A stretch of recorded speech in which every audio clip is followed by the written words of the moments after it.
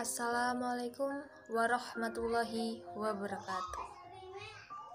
Innal hamdalillah nahmaduhu wa nasta'inu wa nastaghfiruhu wa na'udzu billahi min syururi anfusina wa min sayyiati a'malina.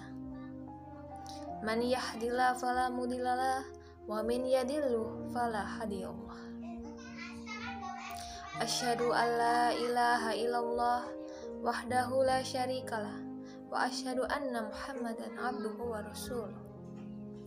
Amma ba'du. Masyiral muslimin, para hadirin yang berbahagia. Seorang yang ketika dia keluar dari rumahnya, dia pasti memiliki tujuan kemana dia akan melangkah. Kita pasti yakin orang yang ketika melangkah keluar dari rumahnya tanpa tujuan, maka langkahnya akan jauh daripada impian yang dia inginkan. Orang yang hidup di dunia tanpa tujuan, maka dia akan banyak tersesat. Dia akan menyimpang dari jalan yang sebenarnya. Oleh karena itulah sungguh sangat amat penting untuk seorang hamba mengetahui kemana tujuan sebenarnya dia hidup ini.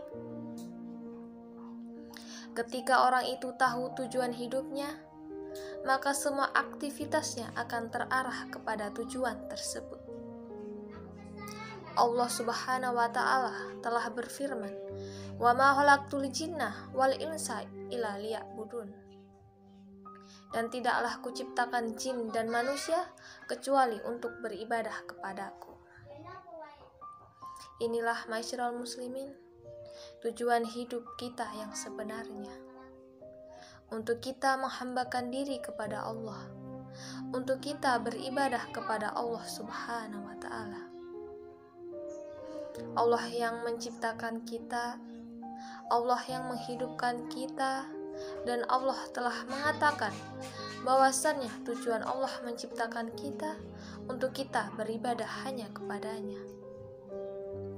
Allah juga berfirman, apakah manusia mengira mereka hidup begitu saja di dunia tanpa ada tujuan yang sebenarnya? Apakah manusia mengira dia hidup di dunia ini sia-sia begitu saja? Tentu saja jawabannya tidak. Manusia bukan sebagaimana binatang, hewan.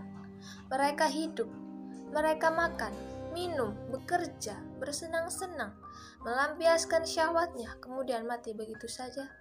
Tidak, manusia lebih mulia daripada itu semuanya. Manusia Allah ciptakan dengan hikmah yang sangat mulia, yaitu untuk beribadah kepada Allah Subhanahu wa Ta'ala.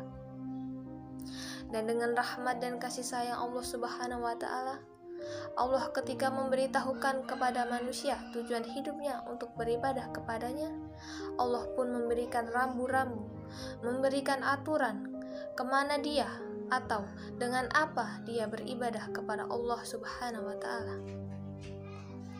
Syekh Muhammad At-Tamimi berkata, Allah yang menciptakan kita, Allah yang memberikan rizki kepada kita, namun Allah tidak membiarkan kita tentu saja sia-sia hidup di atas muka bumi ini.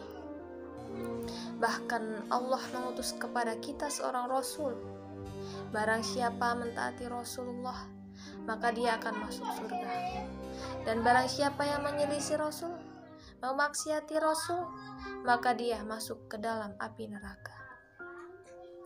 Inilah masyiral muslimin, suatu hal yang sangat prinsip, yang sangat urgent untuk kita mengetahuinya, yaitu bahwasannya itu tujuan hidup kita di atas muka bumi ini untuk beribadah kepada Allah.